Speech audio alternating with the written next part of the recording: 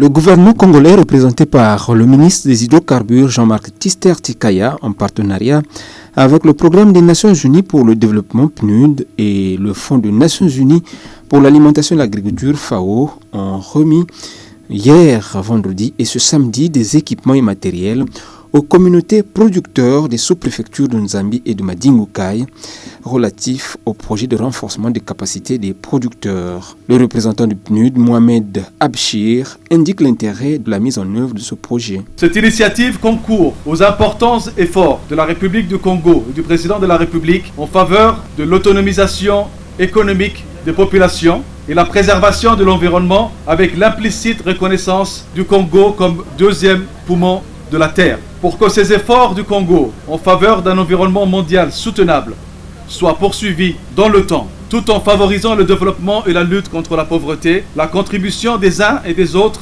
à tous les niveaux est capitale.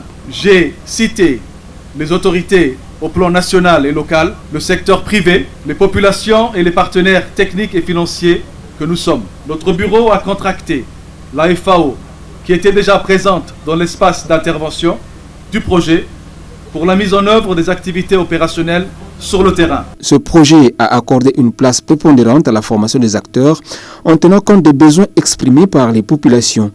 Ainsi, l'apiculture, le maraîchage, la pêche et la vannerie ont été sélectionnés et des équipements acquis remis aux bénéficiaires pour la sous-préfecture de Nzambi. Nous avons pu acquérir pour Nzambi le matériel suivant: 23 congélateurs de grande capacité, 9 pirogues monoxyles de moyenne et grande capacité, 9 moteurs hors-bord de 15 chevaux chacun, 3 groupes électrogènes de 7 kVA chacun, 43 glacières dont 33 de 100 litres et 10 de 50 litres, des filets de différentes tailles, des plombs, des flotteurs et autres petits matériels de pêche, 24 gilets de sauvetage, 22 imperméables, 12 lampes torches frontales de grands modèles, du matériel de l'apiculture comme moyen de lutte contre les dégâts causés par le passage des éléphants, des gorilles et des sangliers,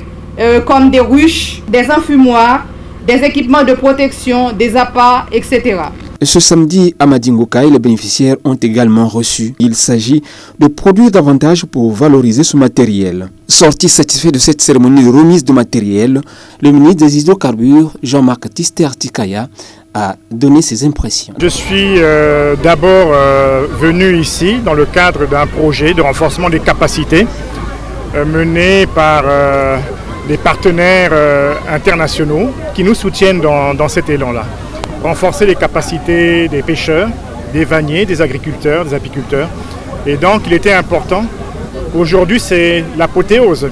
On voit, mais il y a tout un travail qui a été fait, un travail de fourmi, de renforcement de capacités pour former l'ensemble des heureux récipiendaires. Et je voudrais donc d'abord saisir l'opportunité de cela pour remercier nos partenaires qui nous ont accompagnés et qui ont permis donc l'aboutissement heureux de ce projet. En qualité de membre du gouvernement, de ministre des Hydrocarbures, pour soutenir justement ce projet qui nous semble important dans la diversification de l'économie, la préservation de l'environnement, mais aussi permettre au plus grand nombre de pouvoir accéder à des richesses tout en développant leur potentiel et en préservant l'environnement. Traînant le pied pendant plusieurs années, ce projet a vu sa mise en œuvre être exécuté dans un délai plus court à la satisfaction des bénéficiaires.